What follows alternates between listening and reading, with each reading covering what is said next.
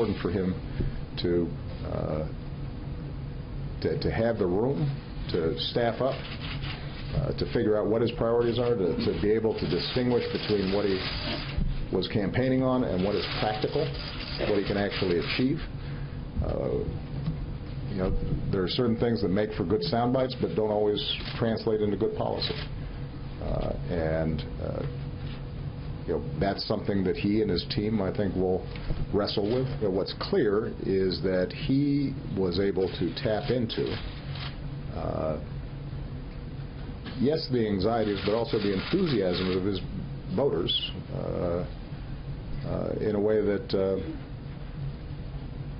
was impressive. And I said so to him. President Obama with a news conference today in the White House briefing room before heading out overseas to what he said calm world leaders about his successor. This as multiple reports tonight from transition officials with President-elect Trump that he has asked for top-secret clearance for his adult children and son-in-law.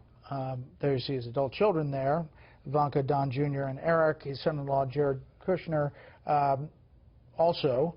And we're trying to get to the bottom of that, the top-secret clearance. Donald Trump talking about the enormity of the presidency on 60 Minutes last night. On election night, I heard you went completely silent.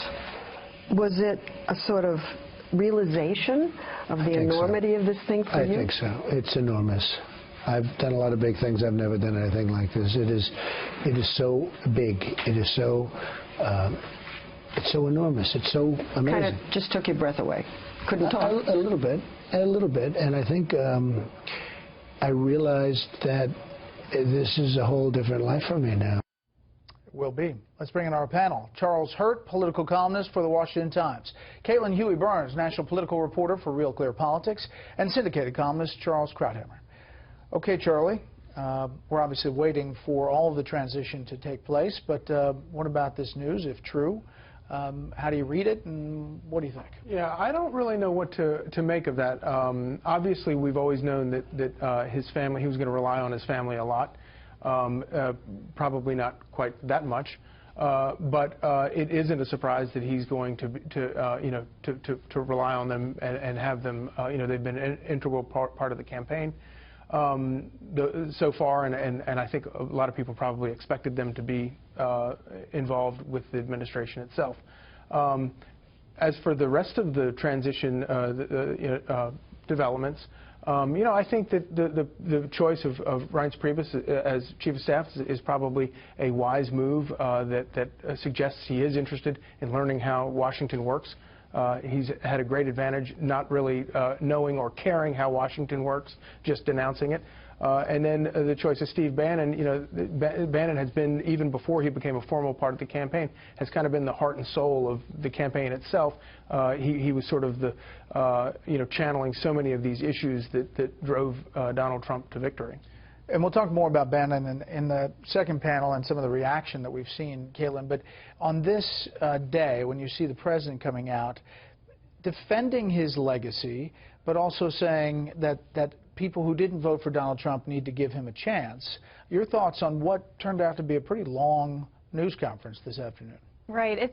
President Obama is in this delicate situation where he has to ensure the peaceful transfer of power. He's about to go overseas and assure people that things are fine, things are peaceful in our country. But he's also facing the prospect of having his main legacy items unraveled by Republicans who now will control Congress and the White House. And that's something that the president did not expect. That's something that Democrats in Washington did not expect either. Many people were surprised by that. So having to go out there and talk about Trump in a respectful way, I think, is challenging for a lot of Democrats who are also very agitated right now by that Bannon pick. Charles, your thoughts on the news conference? Well, I think the president is concentrated truly, and I give him credit for this, on a smooth transition.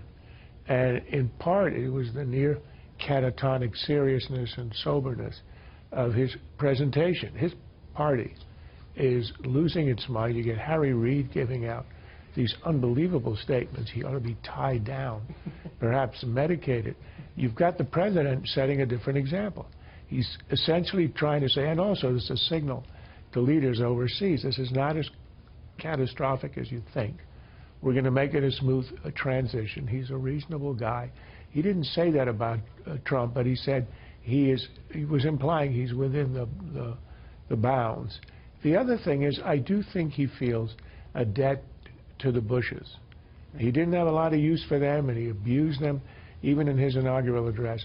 But now he realizes what a gift it was, the way they treated him in the transition coming in. And I think he feels it's part of his job, or it's something to aspire to replicate that. And that's what I think he's trying to do. Wall Street Journal writing about their time together, saying, during their private White House meeting on Thursday, Mr. Obama walked his successor through the duties of running the country. Mr. Trump seemed surprised by the scope, said people familiar with the meeting. Trump aides were described by those people as unaware that the entire presidential staff working in the West Wing had to be replaced at the end of Mr. Obama's term. After meeting with Mr. Trump, the only person to be elected president without having held a government or military position, Mr. Obama realized the Republican needs more guidance. He plans to spend more time with his successor than presidents typically do. You know, Charlie, I mean, this kind of, behind-the-scenes leak to reporters, publicly saying you're doing everything you can and shoring him up, but privately saying this guy needs to be walked through this a little bit more. Yeah, and I have to say that, of course, Charles, I agree with what Charles said about the sort of the tone of Obama's comments today. And although he refused to say he did think that that Trump was fit to serve. But so much of it was this strange, it was almost like he was spiking the ball, and I've never seen a guy who just lost a game spike a ball. But it was this strange thing where it was almost like he was saying, oh, I didn't lose this, by the way. We didn't lose this because of me. We lost it because of Hillary Clinton. And then he started, like, his glory days of when he beat Hillary Clinton back in Iowa in 2008 or whatever. It was just this very strange thing, and I don't know what possessed him that made him think that this was going to be helpful or to anyone other than himself. Maybe. Well, I mean, I think Charles would call it... It's exactly right. In denial. This guy I was leaving it for you. That was a setup. It was like you teed it up for me. It was quite remarkable. I'm not sure whether he believes it or not, but I think he's trying to talk himself into it, because this is the demolition of 8 years. This is a guy who saw himself as a Reagan, who would revolutionize the zeitgeist the way that Reagan inaugurated 3 decades of conservatism. He was going to inaugurate a new liberal era, and it is falling apart. It isn't only the policies, but the discrediting of his ideology, the fact that it was so widely rejected, and also the fact that he decimated his party. This is what he says about the Democratic Party's shortcomings. I believe that we have better ideas. But I also believe that good ideas don't matter if people don't hear them. And one of the issues that Democrats have to be clear on is that given population distribution across the country, we have to compete everywhere.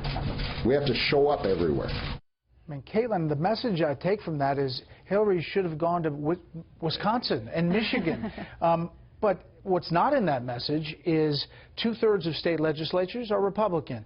34 governors are Republican. The House and the Senate is now Republican under this president. Right. Something like 900 legislative seats have been turned over to Republicans under Obama's tenure. Also, you only have a handful of states that have a Democratic trifecta, and you have lots of Republican ones. So this is something that is serious that the Democratic Party has to face right now. They haven't cultivated a Democratic bench. They haven't been focused on bringing people up.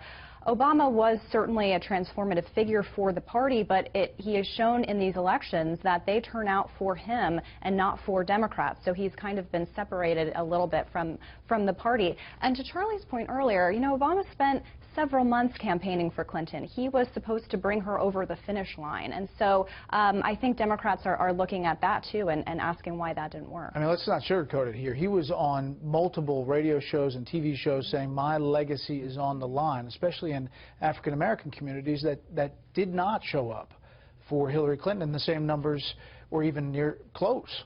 He said, I will take it as a personal insult if you don't turn out, support me, and have our side win. Well, he was personally insulted. I think this is a textbook. Historians are going to see him as a textbook definition of a guy who won on hope and change, who won with a wave of goodwill, and who completely destroyed his presidency with liberal overreach, beginning with Obamacare. And this is a rejection of ideology, unless the Democrats understand that. If they go left to a Sanders or a Warren in the future, they are not going to survive as a party. Well, especially if Donald Trump goes to African-American communities and somehow, or those hollowed-out communities in the Midwest and turns it around. But we will see.